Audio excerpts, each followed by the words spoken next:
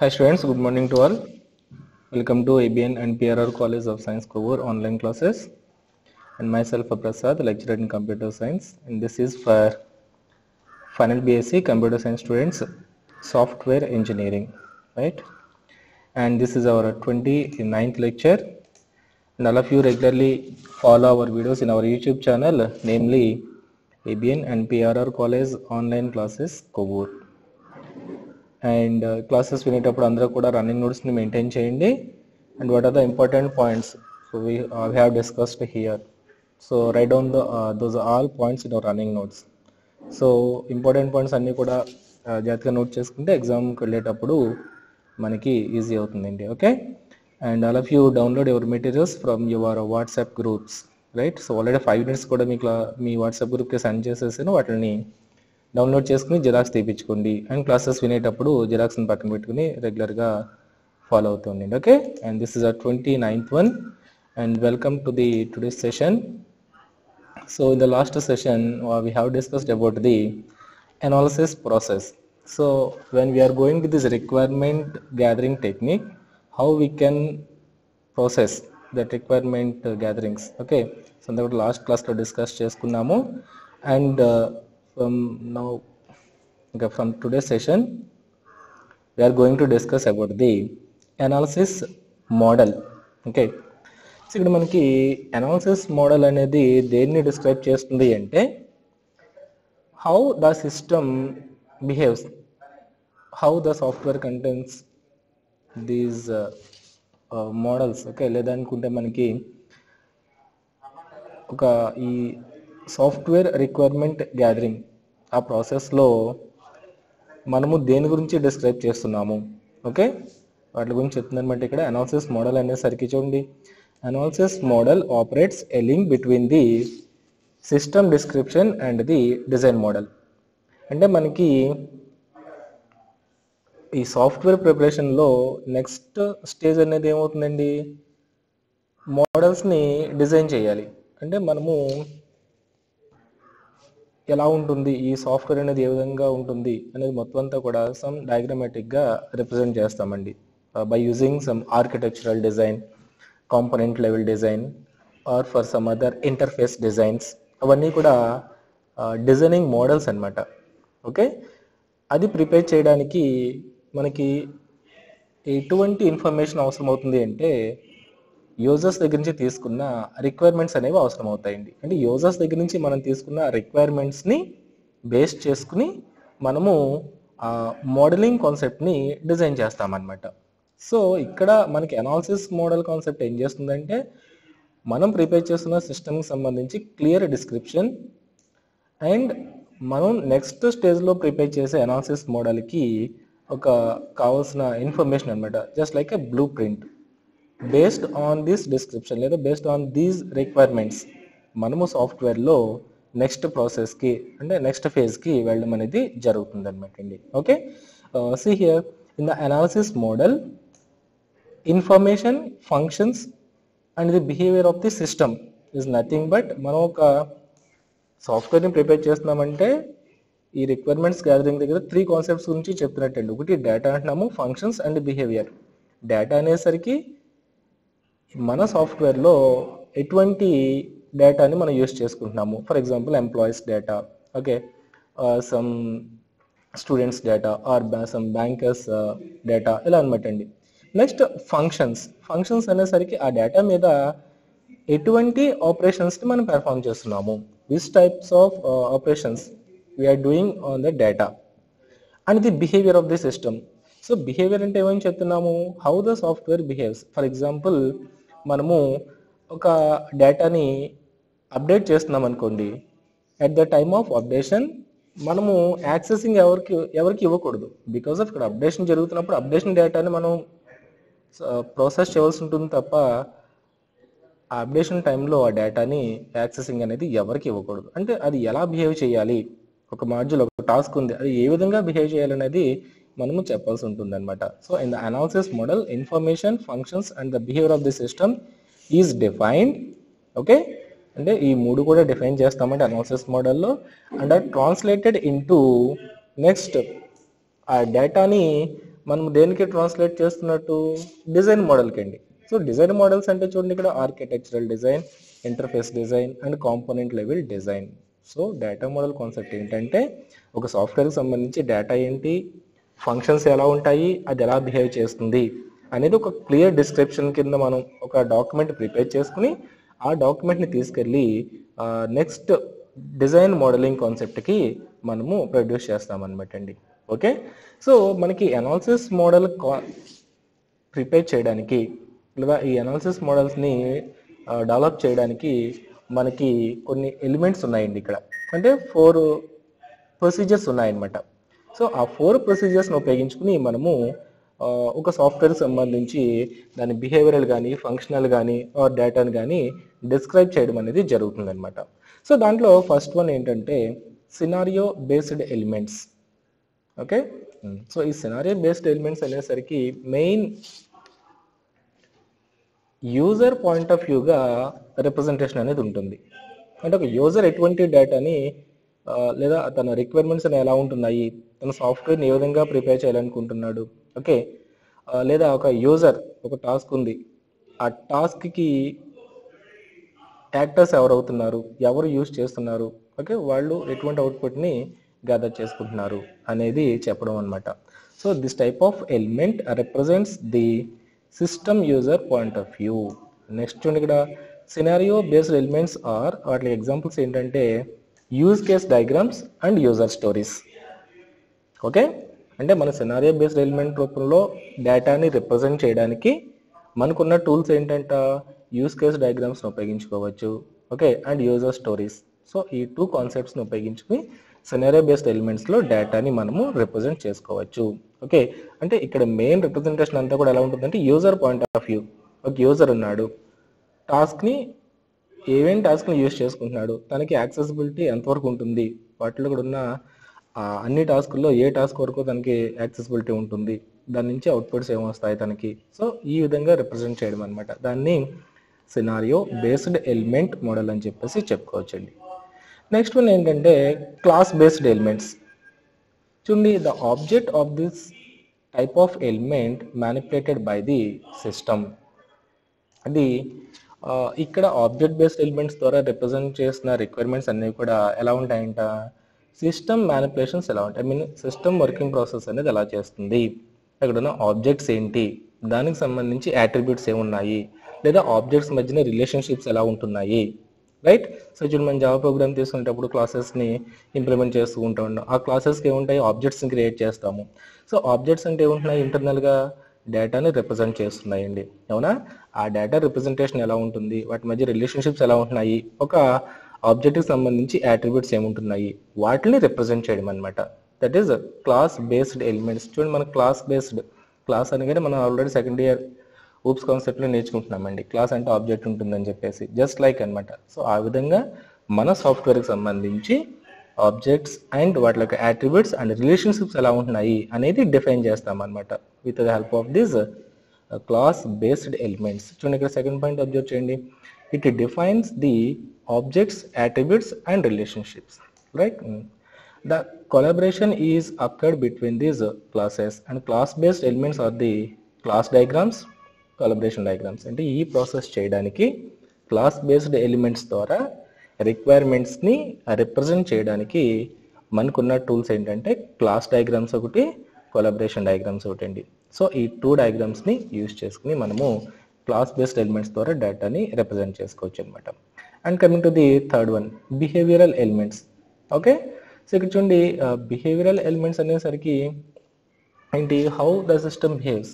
Okay, చూడండి, behavioural elements represents state of the system and how it is changed by the external events. అంటే ఆ system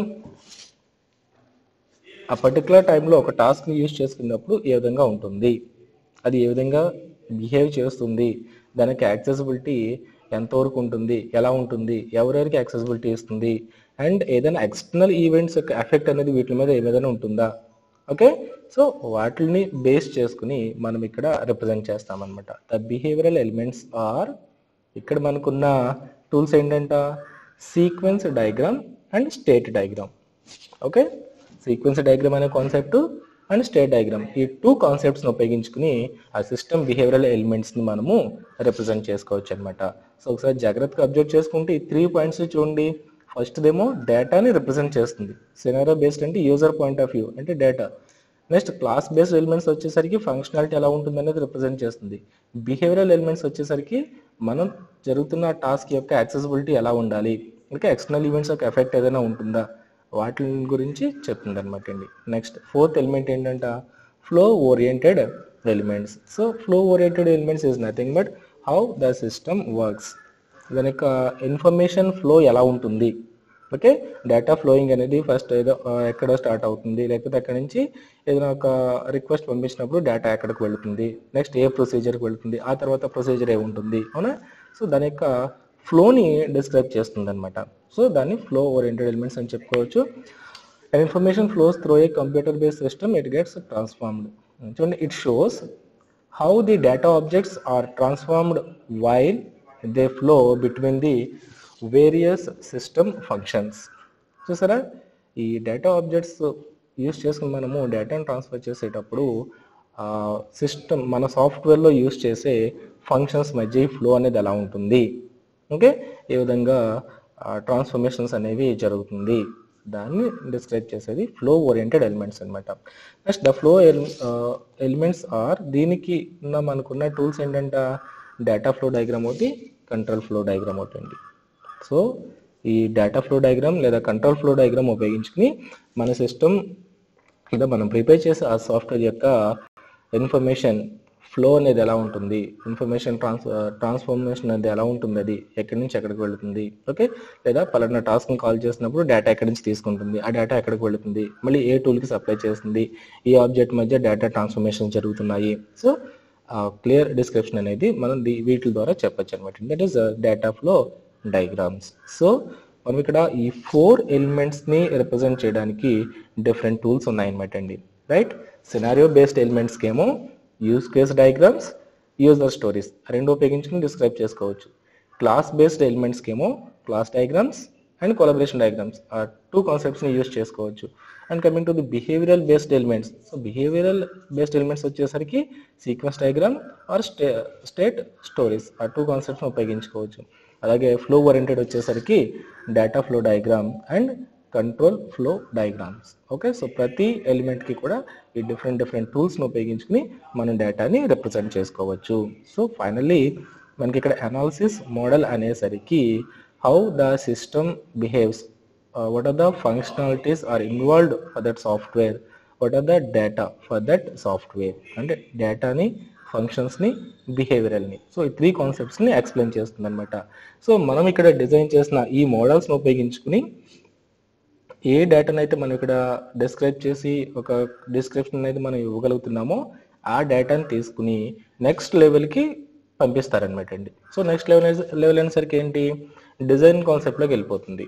అంటే ఈ డేటాను బేస్ చేసుకుని అక్కడ ఉన్న టీమ్ ఏం చేస్తారంటే some that is uh modelling కాన్సెప్ట్స్ని అప్లై చేస్తారనమాట అండి. ఓకేనా, అంటే ఫర్ ఎగ్జాంపుల్ ఆర్కిటెక్చర్ డిజైన్ అని, ఇంటర్ఫేస్ డిజైన్ అని, లేదా కాంపోనెంట్ లెవెల్ డిజైన్ అని చెప్పేసి ఆ డిజైనింగ్ ప్రాసెస్కి పంపిస్తారనమాట. After completing the design process, ఆ డిజైన్ ప్రాసెస్ కూడా కంప్లీట్ అయిన తర్వాత కోడింగ్ ప్రాసెస్కి వెళుతుంది. అంటే ఏదో ఒక ప్రోగ్రామింగ్ లాంగ్వేజ్ ఉపయోగించుకుని ఆ డాక్యుమెంట్ని, ఆ సాఫ్ట్వేర్ని కోడింగ్కి పంపిస్తారనమాట. అంటే ఈ డిజైన్ కాన్సెప్ట్స్కి, కోడింగ్ కాన్సెప్ట్స్కి వెళ్ళే ముందు యూజర్ దగ్గర నుంచి రిక్వైర్మెంట్స్ ప్రాపర్గా తీసుకుని ఆ సిస్టమ్ ఎలా ఉంటుంది, ఆ సిస్టమ్కి సంబంధించిన డేటా ఏంటి, ఆ సిస్టంలో పెర్ఫామ్ చేసే ఫంక్షనాలిటీస్ ఏంటి, and how the system behaves. ఓకేనా, సో ఈ 3 కూడా క్లియర్ డిస్క్రిప్షన్ అనేది మనం ఇవ్వాల్సి ఉంటుంది అనమాట. వీటిని బేస్ చేసుకుని design model and coding implementation అనేది జరుగుతుంది అనమాట అండి. రైట్, సో ఈ రూల్స్ని ఈ డిజైన్ మోడల్ కాన్సెప్ట్ చేసేటప్పుడు మనం కొన్ని రూల్స్ని ఫాలో అవ్వాల్సి ఉంటుంది. అవి ఏంటంటే, first the model focuses on the requirements in the business domain. Okay, the level of abstraction must be high, there is no need to give details. So మనకి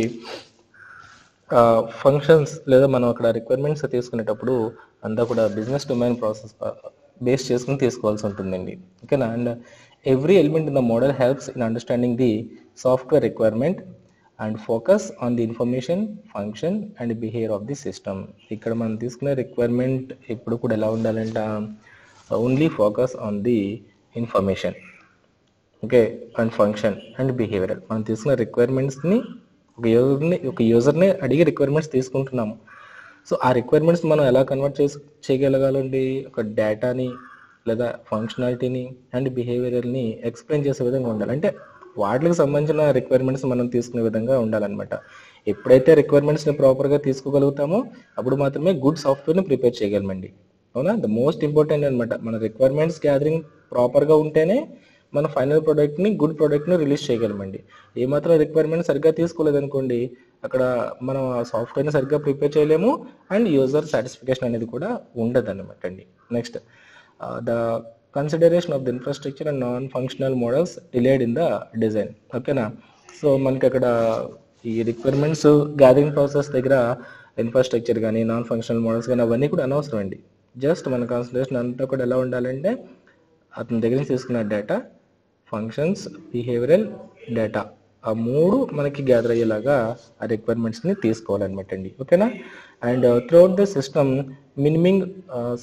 minimum coupling is required. Okay, ఎక్కువ ఈ data processings దగ్గర coupling అనేది తక్కువ ఉండేలాగా చూడాలి. అంటే coupling అంటే inter connections between the modules. మనం ప్రిపేర్ చేస్తున్న ఆ సాఫ్ట్వేర్స్ ఉంటాయి కదండి, డిఫరెంట్ మాడ్యూల్స్ కింద డివైడ్ చేసుకుంటూ ఉంటాం, అంటే డిఫరెంట్ పార్ట్స్ కింద డివిజన్ చేసుకుంటూ ఉంటాం. ఎక్కువగా ఆ మాడ్యూల్స్ మధ్య కమ్యూనికేషన్ అనేది తక్కువగా, అంటే ఒక మాడ్యూల్ ఇంకొక మాడ్యూల్ మీద ఆధారపడే విధానాన్ని తగ్గించాలన్నమాట. ఓకే, వాటి మధ్య ఇంటర్ కనెక్షన్స్ అనేది తక్కువగా ఉండేలాగా చూడాలని చెప్తున్నారనమాట అండి. Okay, next, the model should be simple as possible because simple model always helps in easy way understanding the requirements. మనం డిఫైన్ చేసుకున్న ఆ మోడల్స్ యొక్క డిస్క్రిప్షన్ అంతా కూడా ఎప్పుడు కూడా సింపుల్గా ఉండాలండి, అంటే అర్థమయ్యే విధంగా ఉండాలి. ఎప్పుడైతే ఈ మనం డిజైన్ చేసిన మోడల్స్ అనేవి ప్రాపర్గా అర్థమవుతాయో ఆ నెక్స్ట్ టీమ్కి సపోర్టింగ్గా ఉంటుందన్నమాట. వాళ్ళు ఈజీగా అర్థం చేసుకుని సాఫ్ట్వేర్ డెవలప్మెంట్ని, డిజైనింగ్ ప్రాసెస్ కానీ లేకపోతే సమ్ కోడింగ్ ఇంప్లిమెంటేషన్ కానీ చేయగలుగుతారనమాట అండి.